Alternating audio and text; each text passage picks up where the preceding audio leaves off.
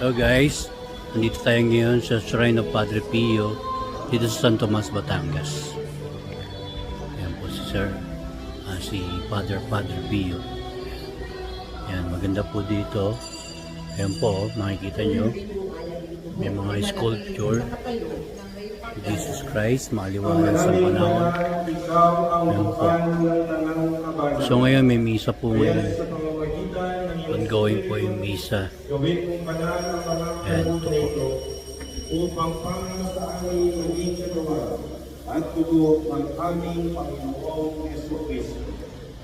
Paano niya pinagtisang pusang loob na maging handog, ginawagan niya ang tinapay. Pinasalamatan niya pinaghahamhati niya Diyos. Iniyawag sa kanyang mga nagal at sinabi, tanggapin inyong lahat ito at kanin. Ito ang Sama ko sa vlog ko. na kasama ko para sa inyo. Ayan. Tayo dito. Ito guys, pakita ko sa inyo. Maganda dito. Ayan, ang hagdan.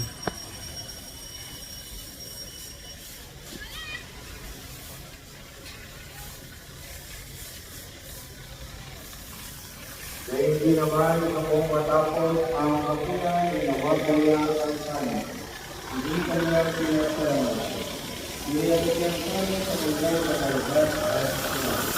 Ang gawin ng Diyos at Panginoon.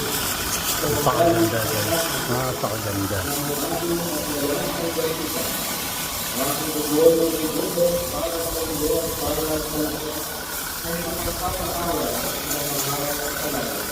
So pinapakita dito na kasama ni Padre Pio si Jesus Christ.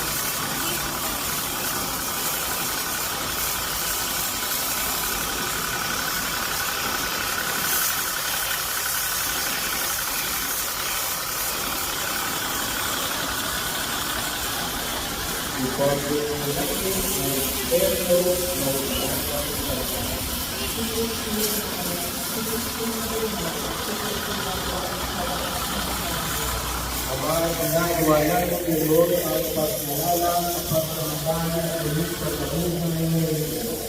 Kaya pinaiwanan ng Diyos ang pagdakay ng nag-ibig na buhay at ang kanyang pinagkakaluhan ng palaspasa. Kaya nagpapalakas dahil sa Diyos na dapat at palota mo para maging Diyos. Isinasama natin sa